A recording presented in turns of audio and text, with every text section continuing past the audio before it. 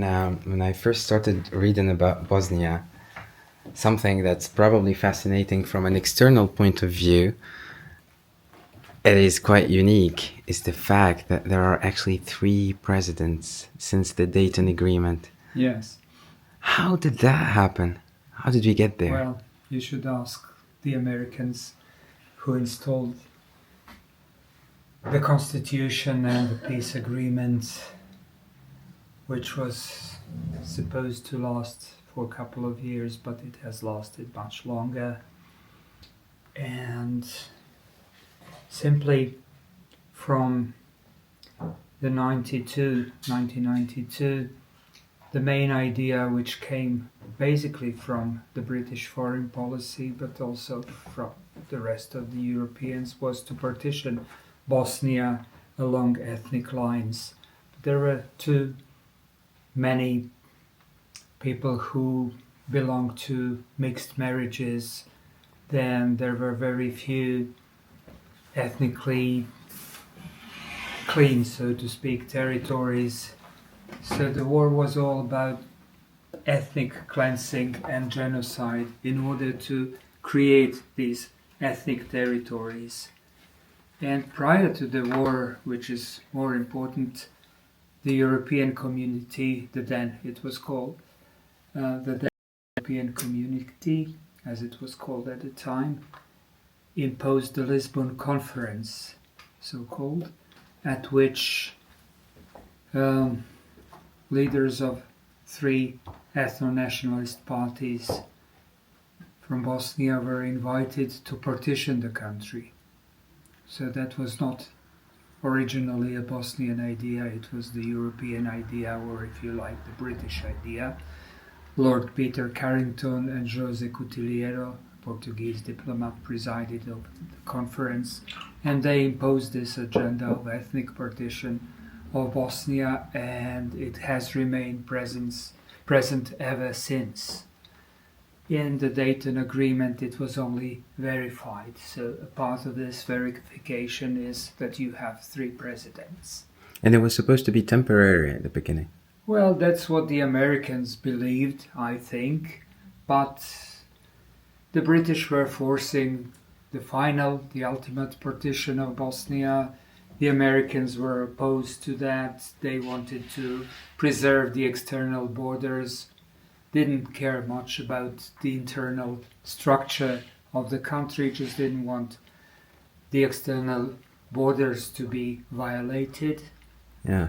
So it took them more than 20 years to align with each other. Now probably the Americans also agree with the British that Bosnia should be partitioned along ethnic lines. So I don't really see a great future for this country because the oligarchy in Brussels, in Washington, in London, they all believe that the best thing for Bosnia would be simply to eliminate it, to erase it from the map, to partition it along ethnic lines, or to cede two parts to Serbia, one part to Serbia, the other part to Croatia, and to make the central part, which is mostly populated by Muslims, to be controlled by Croatia. That's the current obsession, I would say, in Brussels.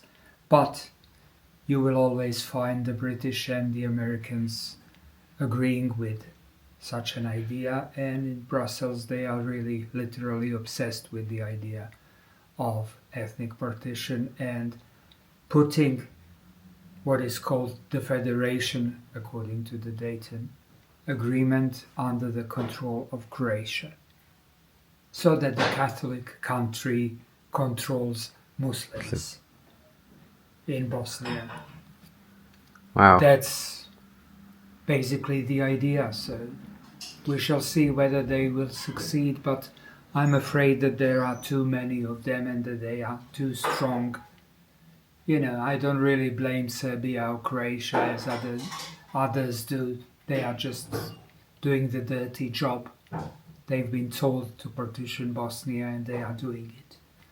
But the orders are coming originally from London and Brussels, and eventually they have been accepted. The ideas of partition have been accepted by the Americans as well. So that's what we have now. And how does that? We can have a seat if you wish. Yeah. How does the how is it structured exactly? Because yes, there is this whole like main idea of there are 3 presidents in Bosnia. It's the only example in the world. But how is it like in terms of ministries, deputies? How is it? Everything is partitioned along ethnic lines, and it's all about balance between ethnic groups and their representatives. Of course, there are many people within the country who oppose this very idea, but no one is asking them. People like me who opposed such ideas are being eliminated from political life, and that's a sad story. Only those who agree with the idea of ethnic partition are being promoted into political positions, and they control the processes within the country. May I say something? Of course, yeah. I always want to point that out, that this partition is in politics, but it is not among the people. So the people, they are not partitioned, so to say. They all see that problems as the common problem. I mean, the Serbs don't like their representatives, the Bosnians don't like their representatives, the Croatians don't like their representatives, but these governing structures, through this confrontation, are actually perpetuating themselves. They keep themselves, in power through this confrontation. Actually, they all work together, but luckily we don't hate each other, so to say. So this is actually just artificially created among politicians. The people are not enemies. Yes, and for so that, to say. What was needed was this, Lisbon conference where they adopted the maps of ethnic partition. Again, I will mention the European Community as the sponsor of the conference. And then Serbia and Croatia were just stimulated to launch their respective aggressions, military aggressions on Bosnia, in order to help this process of partition, to create Serb territories, to create Croat territories, and for the Muslims there was a central part to be left, but in any case the country would disappear as such. That was the central idea of the Lisbon Conference, and that has remained the central idea of all the peace conferences, of the Dayton Agreement. Yeah. Perhaps there were those within the State Department in the US who were opposed to the idea of ultimate partition, who wanted to preserve the external sovereignty of the country, but they didn't care much about how it actually functions within the country. And this idea of confrontational partitioning of the country along ethno-religious lines has remained the central one in Bosnian politics.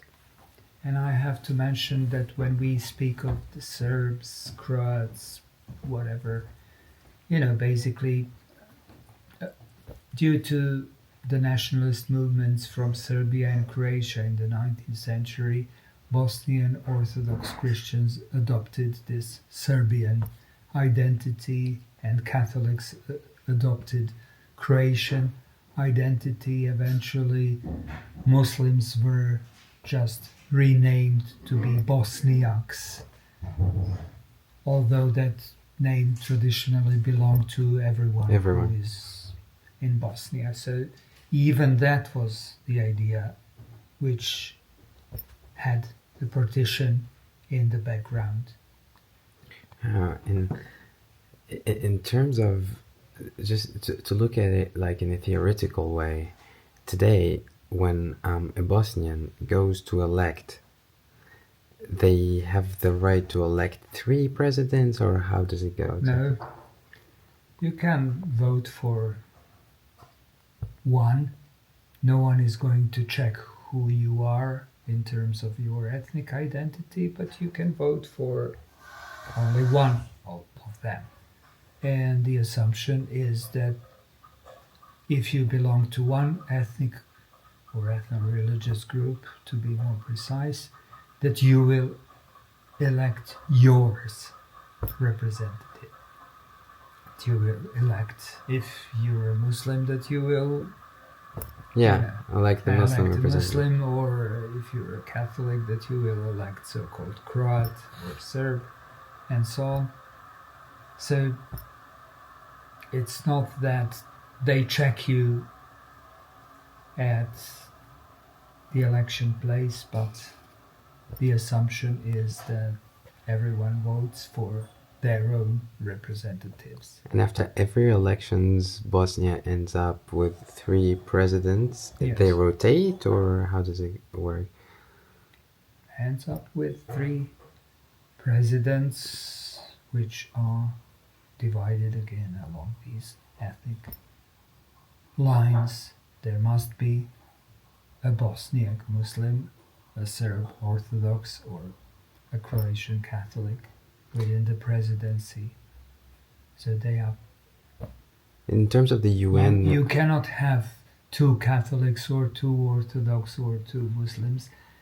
You have to have one which represents each of these ethno-religious groups. in terms of UN representation, for example, if the president of Bosnia and Herzegovina is to attend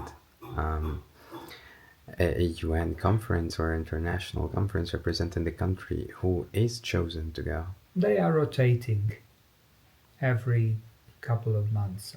I think every 6 months. Every 6 months, Yes. one is the representative of the Yes. whole country. He is the chair of the presidency. And we were all living together before the war, before these ideas of ethnic partition, which came with the Lisbon Conference.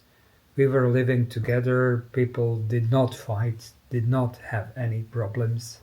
For example, my parents come from 2 different religious And traditions. mine as well.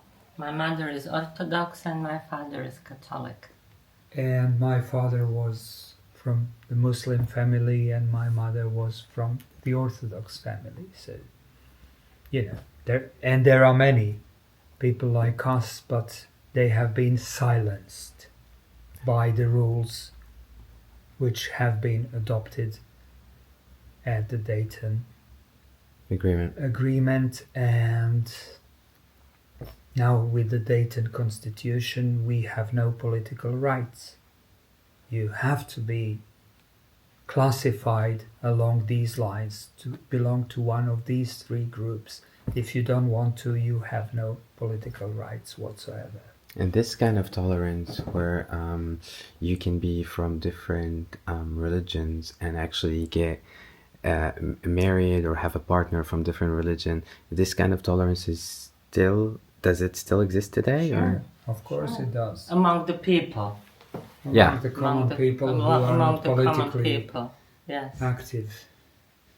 Yes, but as I said, it is actually just the agenda of the people who are in power, because as I said, they are just perpetuating each other.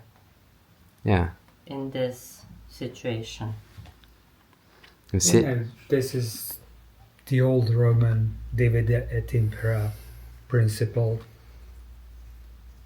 imposed by the British and the Europeans here, and that's how they control the whole of the country. So we have friends from all religions, so nobody actually cares about this separation or things like that.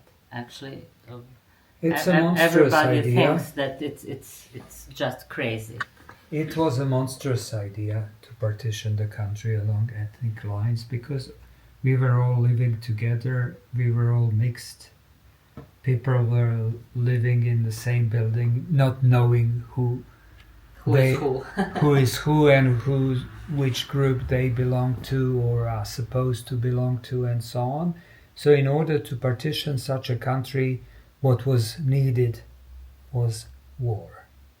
Yeah. And that's why the war was organized in the first place. It didn't happen by chance. Because sometimes I think if this way of living that we used to have before, it is something that should not be accepted in other countries, because what would happen when every national minority would ask for their rights? So it wouldn't actually be liked from any country, because you have actually mixed societies in many countries, like Great Britain or Spain or France or Belgium, or so it is better not to have one country where this living together without separation is actually normal. They didn't want it. Europe didn't want it, Britain didn't want it. They didn't want a national Bosnian identity. Exactly. So it seems. Exactly. You got it right. They didn't want a Bosnian identity, they wanted 3 religions. And they still didn't want it. Apart. Both Albanian.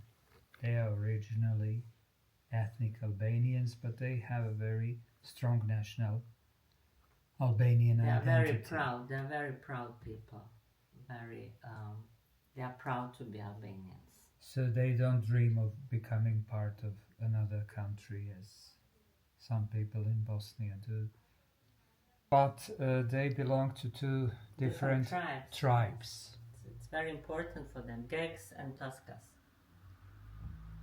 Gecs are the Catholics. They live on the north of Albania. And Toscas are actually in the hills, I think. In the hills, mostly Muslims. And they are very keen of putting this difference. So they still have these tribal identities, and regardless of religious differences or similarities and so on, these tribal identities are very strong and they matter in Albania. But also very important thing in Albania is that in the times of Enver Hoxha, their dictator president, who has completely isolated Albania from everyone, he has actually destroyed religion completely, all religions. He has destroyed all churches, mosques, everything. He only left one mosque in the main square in Tirana, because this is Skanderbey's mosque. And Skanderbey is the national father. The founding father of Albania. And I must say Skanderbeg was very efficient, because he defended Albania from Turks 3 times. At the 4th time, Turks managed to conquer Albania. But 3 times they didn't. I think it took the Turks in general like 100 years or something to be able to get all the way down to Mostar generally and to get in the region. I don't know, but they were 500 years here. So. Yes and no. They were occupying parts of the Balkans step by step. First Greece, then what is today known as Serbia, and then Bosnia, and from Bosnia they were trying to reach further. They were besieging Vienna even, so they reached very far, but eventually the borders of Bosnia are the borders between Austro-Hungarian Empire and the Ottoman Empire. And Absolutely. they were so strong for so many centuries. That's why we are very much aware of the existence of these borders, because they were borders between two empires and two different mentalities, two different kinds of Cultures. Yeah. cultures and types of thinking Cuisines. developed on respective sides. So tonight we have typical Bosnian cooked meat. So in Bosnian cuisine, we have 3 different types of food. One is grill, cevapcici, and so on. So I guess you have already made your acquaintance with cevapcici. The other one is pita. This is like pastry with rolled pastry with meat, spinach, cheese, potato, It's like a pie. zucchini, like Yeah. pie, Yeah. exactly. Yes. And the third one is cooked meals, and this is what we are going to eat today. Oh, amazing. We are going to have a base soup. Okay. Base soup is a typical Bosnian soup with okra, chicken meat, and vegetables and okra. You know okra? Uh-huh. And then we are going to have Sarajevo sahan. This is stuffed vegetables. And at the end, we are going to have pie with dried plums. Baklava, Amazing. dried plums baklava. Yes. Sounds delicious. And we are going Thank to you. have some local bread, like perit, somun. Yes. Okay, are you vegetarian or vegan? Oh, not really. I just stopped eating meat during the war because we were being sent as humanitarian aid some terrible cans, which were probably from the military reserves from the Vietnam War or something like that. They were expired, I heard. So they were so terrible that I just couldn't eat them. And later on I realized that I prefer like that with no meat. So There's a just statue stopped. here in Sarajevo about that, no? yes, that's a friend of mine who made it. What is it? What's the story of that exactly? I heard of that. That's it. That's Icar cans were the ones we were eating the whole war, and I somehow survived without eating them. I just couldn't stand it. Lemon, and this is cream.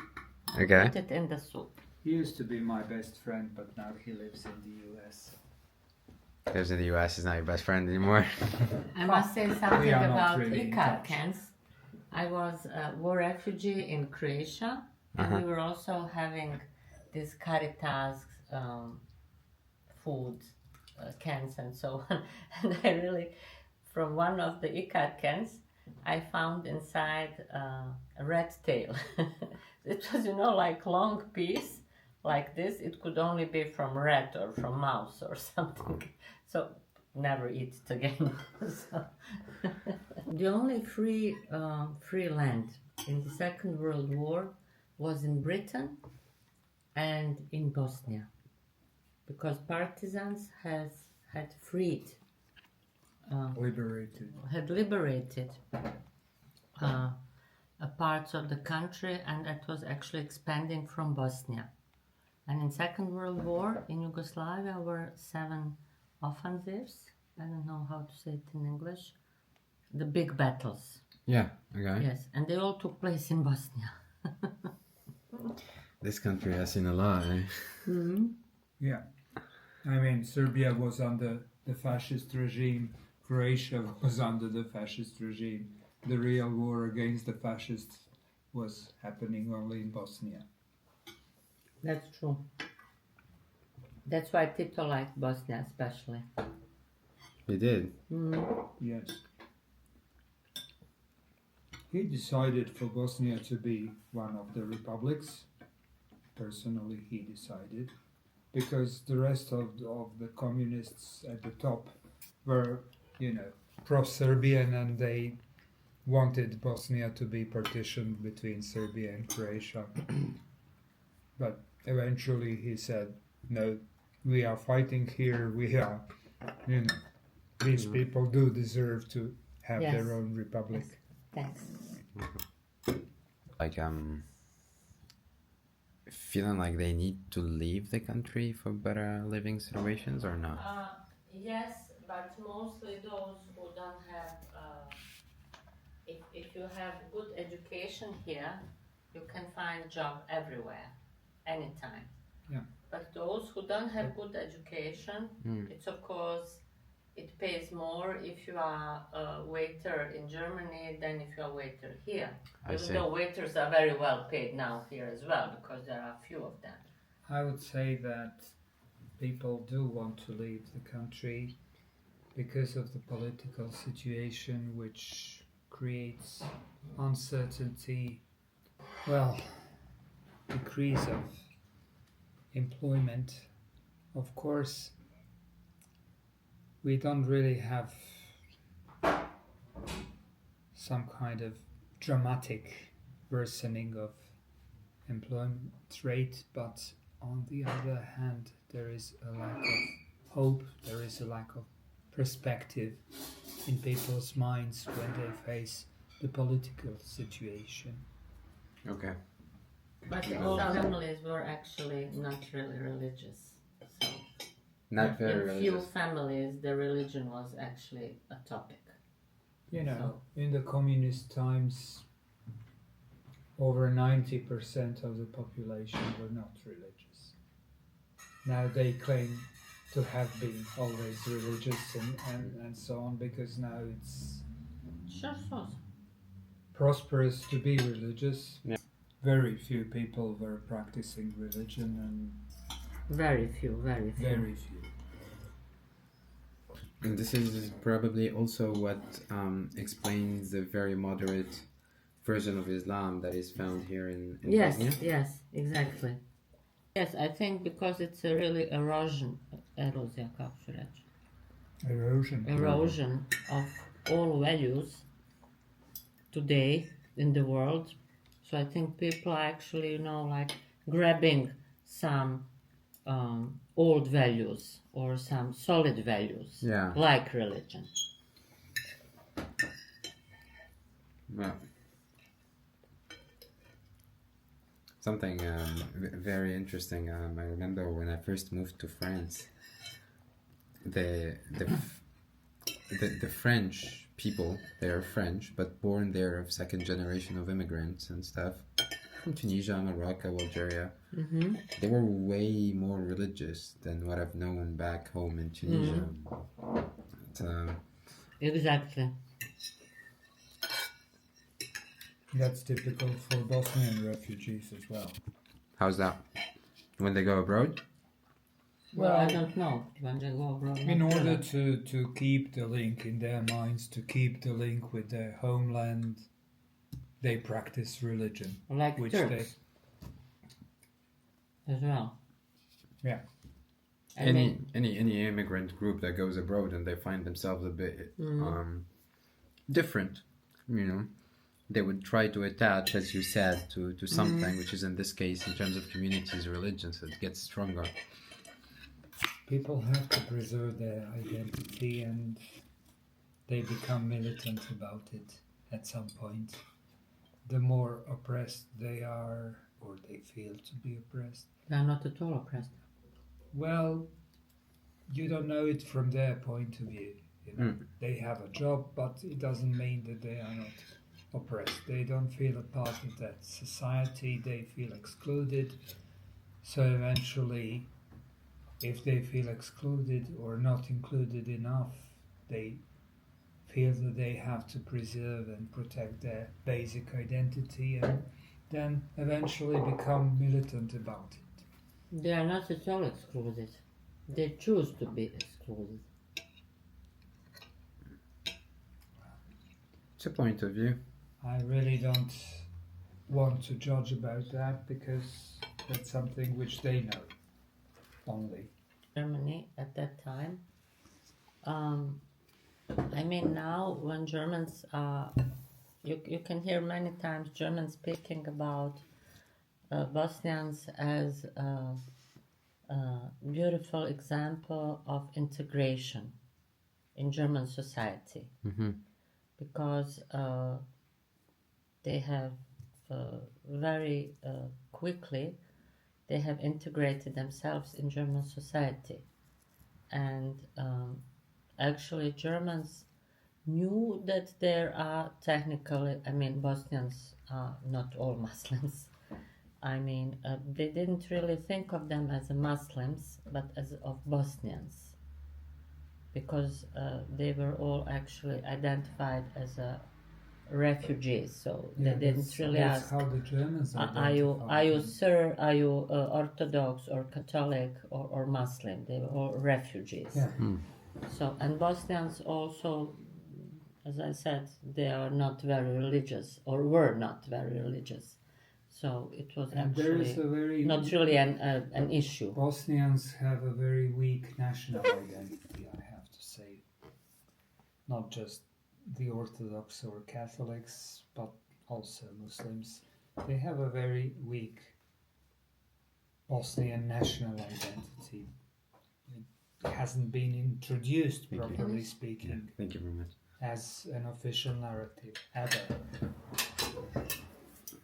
I was among the first ones in this country to say that if we want to survive as a country, as a state, and so on, that we have to be a nation state and that we have to introduce a Bosnian nationhood and a Bosnian national identity, that otherwise we will not be recognized by the rest of Europe and the rest of the world as a legitimate state, because only nation states are recognized in the age of capitalism as legitimate. Yeah. So there is a very weak Bosnian identity, and Bosnians mostly desire to integrate, to become part of Europe. They are fascinated by Europe, I don't know why. Which is a replacement for national identity that's missed here. Perhaps they just want to be Europeans. But on the other hand, they are not being treated as Europeans. They are treated as refugees or as Muslims or something else.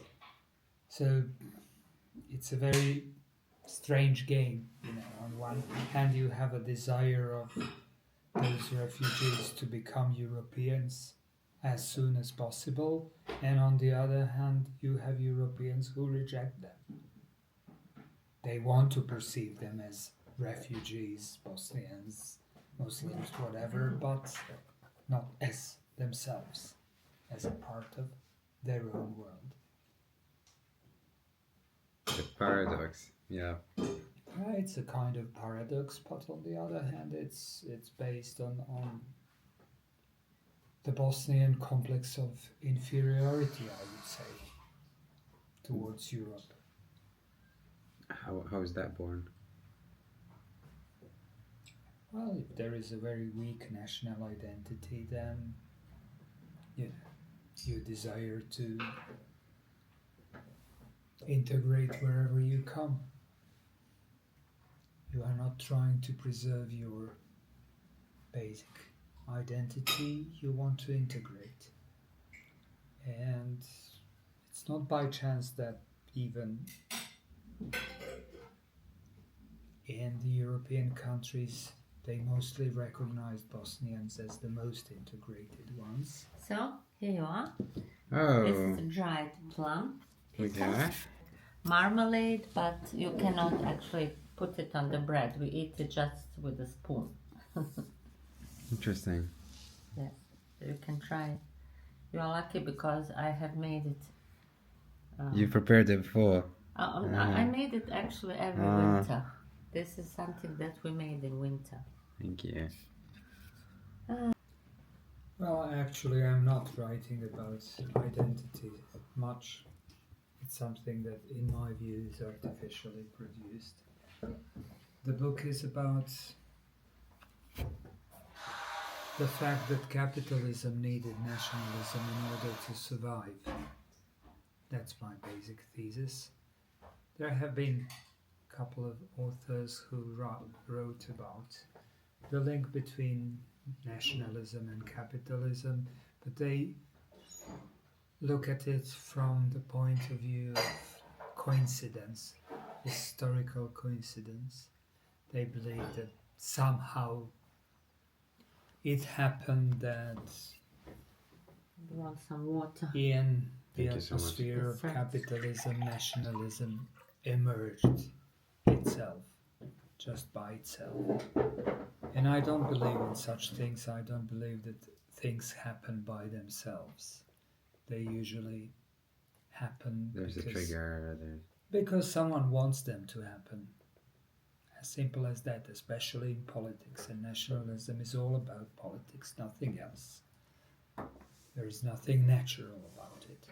So I'm writing about the fact that capitalism itself has a self-destructive mechanism which needs nationalism as a kind of correction for this mechanism. And this mechanism means that the gap between the rich and the poor is always ever increasing. And eventually it creates an unstable society, prone to riots, rebellions, and things like that. And that nationalism was actually created to fulfill this gap, to eliminate this gap, to, if you like, deceive the people that they are all the same, although 1% of the population takes it all and the rest simply don't. That they all have equal rights, that they have equal interests, equal identity, and so on. So I really think that it's a complete artificial invention by the capitalist elites at some point when they realized that capitalism was actually self-destructive. But it happened at the very beginning, you know. It's not something which happened in the 19th century, it happened in the 17th century when capitalism took force and basically the revolution in England was the first national revolution when this very idea was created in 1648. Perhaps even in the Netherlands in 1578, if I'm not wrong. A lot of Bosnian companies were working in Libya. Under Gaddafi. Under Gaddafi, of course, and under the socialist Yugoslavia. So they were two, I would say, friendliest countries to imagine. And people used to know a lot about Libyan society and so on, but if they were going to Tunisia, it was usually just as tourists and so on. Tunisia, Morocco, a lot of them. My best friend is in Morocco at the moment, so a lot Touristy of them destinations. go touristically. Yes. Would you like a cup of Bosnian coffee? Maybe. Yes, why not? Yes, Thank you. Yeah, okay. before I go, thank you. For some people, it's too late, but I think it's part of meal. Of the experience, yeah. Yeah. Yes, actually, they don't have any special opinion than how touristic countries. Wow. So, I'm asking this because, for example, the last time that I went to Pakistan, Pakistan, the society is very different. Even the version of Islam is very different. And the language is different. Ethnically, we're not the same. Yes. Yet, every time that I went there and I talked to people, they were like from Tunisia. The fact that Tunisia was Tunisia is a Muslim country.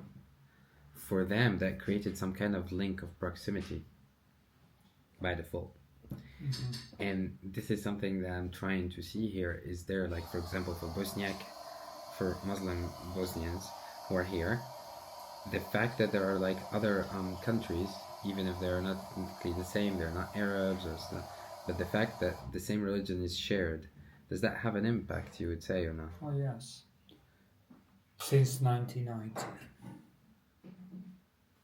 Mm-hmm. since this regime has been established. Prior to that, there were links with Turkey, and that's it. Almost every family had someone who went to Turkey in previous generations. So in every family you could find members who escaped from the first Yugoslavia, or during the First World War, or with the breakup of the Ottoman Empire, they just went to live in Turkey. So now there are like 2 million former Bosniaks living in Turkey. Wow, that's a big number. Yeah, they all voted for Erdogan.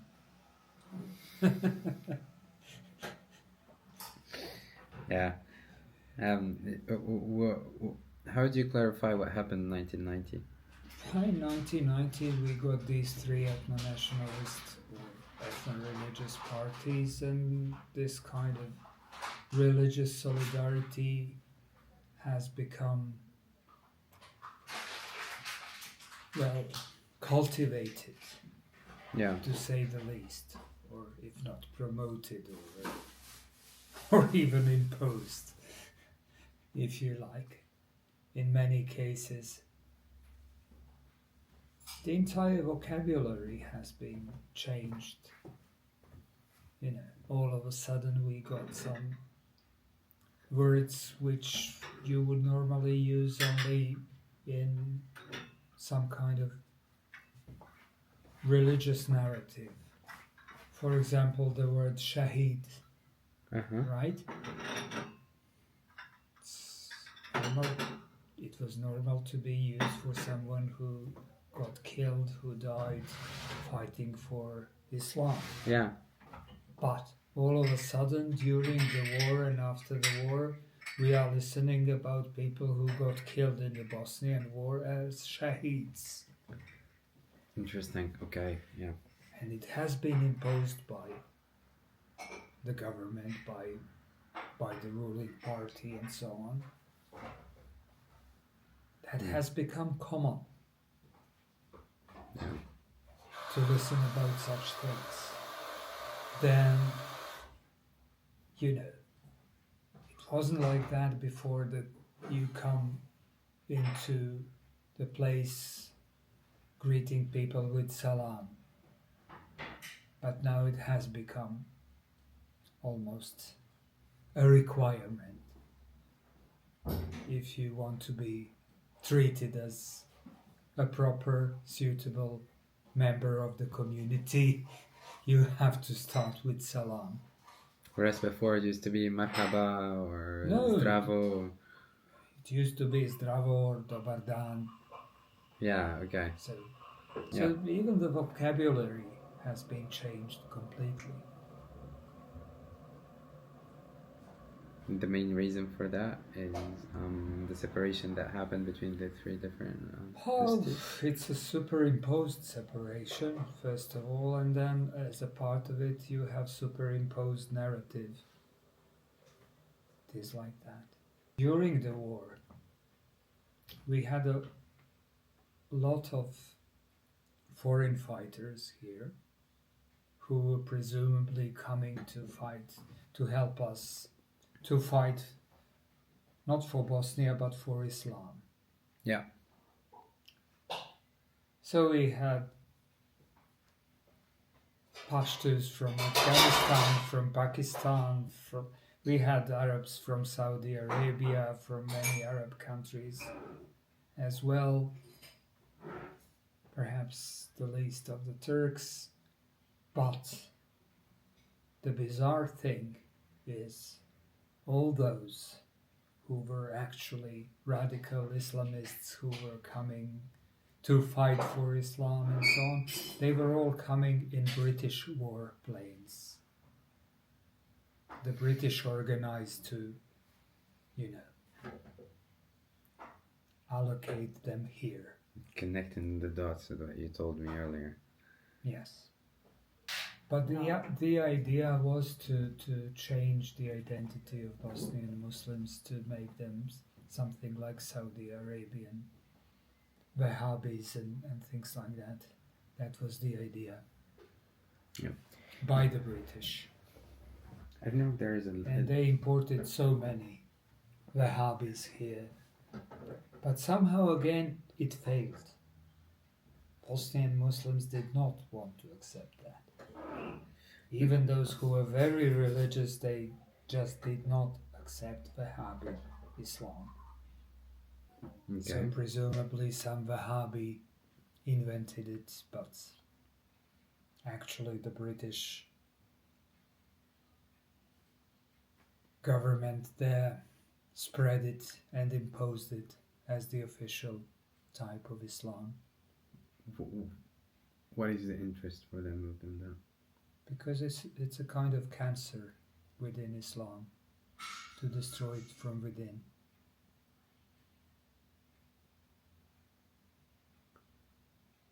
It like pushes. Sorry if my kind of thinking here is basically. It has so much aspects which are actually anti-original Islam, counter to the ideas of original Islam. Original Islam is not so exclusionary, it's not so rigid. If you want to destroy something, you just make it rigid. As simple as that. You know, communism was also destroyed because of rigid rulers. Those who were not rigid, like Tito or Gaddafi, they didn't have problems to, you know, survive. To rule, yeah. Yeah, to go on. Or perhaps Bourguiba too. Was a friend of Tito, I think. Yes. Bourguiba, yeah. Yeah, sure. But if you want to destroy something, some living organism, you just make it rigid. That's Yes, what so it breaks. It's not flexible, it breaks. It's nature law. So that's That what the makes sense. British have been trying to do with Islam. And I think that to a greatest extent, Pakistani version of Islam is also something which had been created under the British influence. It's their pure production. Yeah. Yeah. So if you just Got take a look headache at from the Saudi whole Arabia politics. Islam and Pakistani Islam, then you will see the same, you know, authorship. Uh-huh. What What are your plans? Are you going to stay in Paris? Like long term? Mm-hmm. The Greek Revolution from 1831 was definitely, together with the Serb uprisings, was the key point in the destruction of the Ottoman Empire. That's what the British created. So they Not only pushed in them this. They made it. Absolutely. So can we actually talk about ancient Greeks today, of descendants of ancient Greeks? Because ancient Greeks, it was actually even like part of Istanbul, Turkey, and stuff. They just Yeah, I put mean, these Greeks have no links whatsoever with the ancient ones, but it's convenient for nationalist purposes to refer to something like ancient Greeks. It's pretty convenient.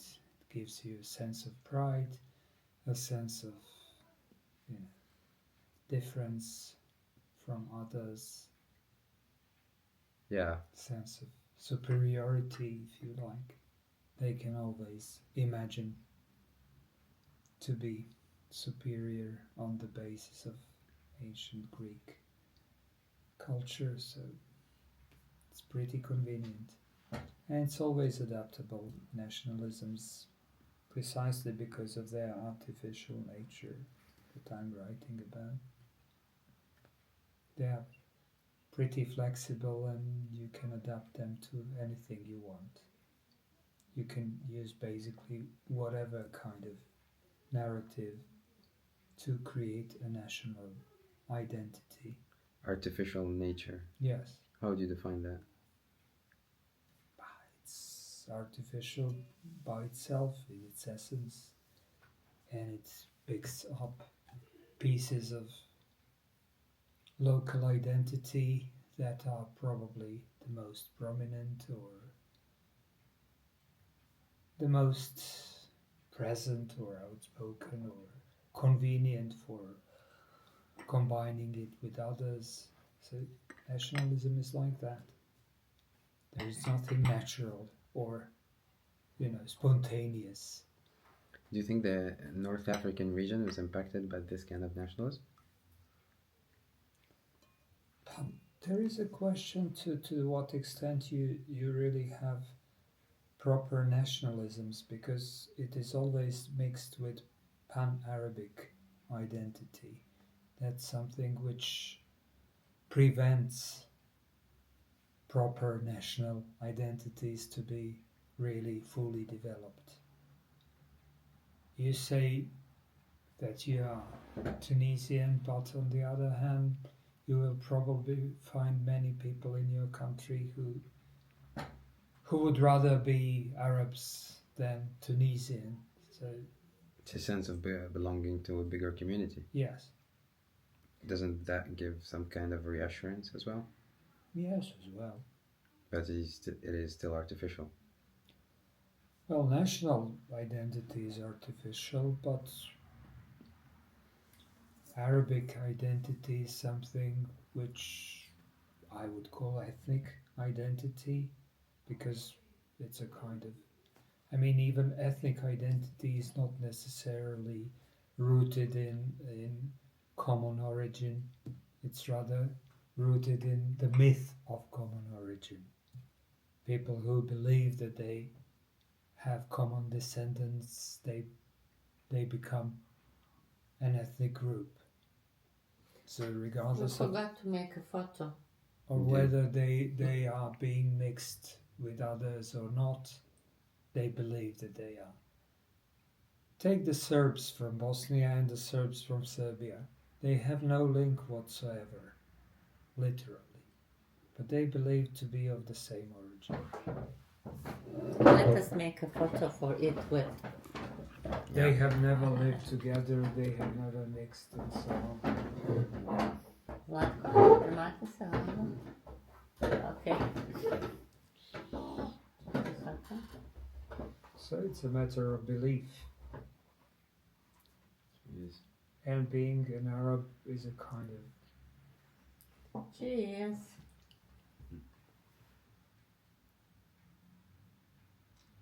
Okay. All right. Thanks. Thank you. Send me that WhatsApp, please. Yes, yes. And you send us a link. Yeah, once everything is edited, I'll send you stuff for. Yeah. Yes. But on the other hand, what's the difference between, Jews and Arabs? Apart from religion. They are of the same origin, ethnically speaking. You said Yeah. from two brothers. They are both. Oh. That's the best thing you can do. All right. Nations and capital. Yes. The missing link in global expansion. Yeah, I'll definitely order that. Thank you. Got it. Okay. We didn't make her like that. She was like that from the first moment. Thank you so much. See you guys. Bye. Bye.